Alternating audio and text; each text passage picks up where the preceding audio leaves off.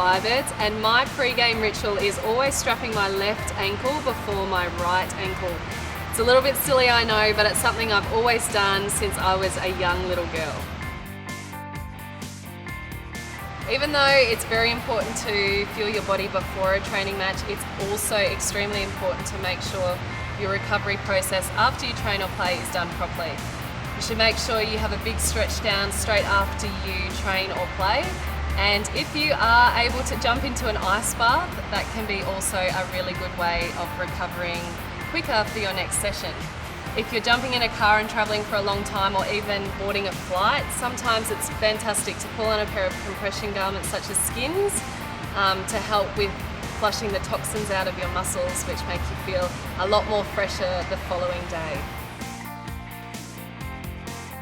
If you are unfortunate enough to hurt yourself in a game or training, you must follow the RICE procedure, which is rest, ice, compress and elevate as soon as possible. Enough about that. Let's hope that doesn't jinx me. I'm going to get out on court and show you some intercept drills. Let's go.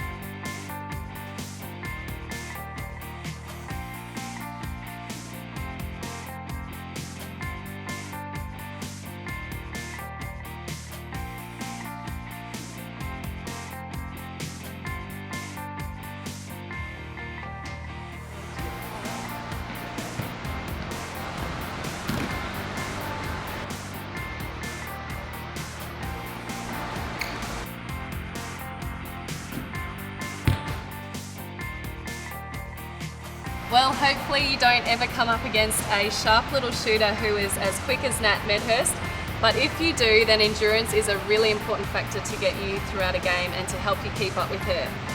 We have to work very hard on our endurance, and even though it's not the funnest thing to do, to become a top netballer, you must have to do it.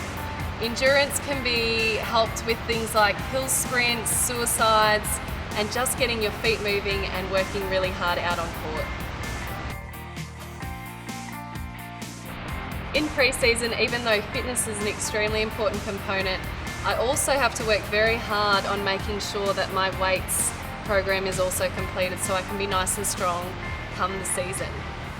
Thank you so much for watching this little video. I hope you've learnt a few tips that you can take away to help you become the next future Firebird. For more information, jump onto www.netballq.org.au.